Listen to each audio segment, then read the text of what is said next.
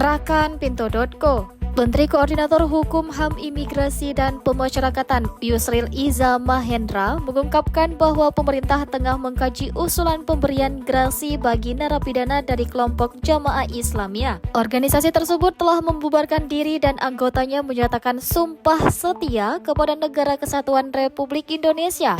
Menurut Yusril, pendataan akurat terhadap narapidana JI menjadi langkah awal sebelum keputusan diambil. Selain gerasi napi Jamaah Islamiyah ini, pemerintah juga mempertimbangkan opsi lain seperti amnesti dan abolisi. Yusril menjelaskan bahwa amnesti memerlukan pertimbangan dari Dewan Perwakilan Rakyat, sementara abolisi dapat dilakukan jika proses hukumnya belum mencapai keputusan final di pengadilan. Yusril menyambut positif pembubaran organisasi Jamaah Islamiyah dan sumpah setia anggota kepada NKRI. Menurutnya, langkah ini mencerminkan kesatuan bangsa dan menunjukkan bahwa kelompok yang sebelumnya berseberangan dengan pemerintah telah memilih jalan damai.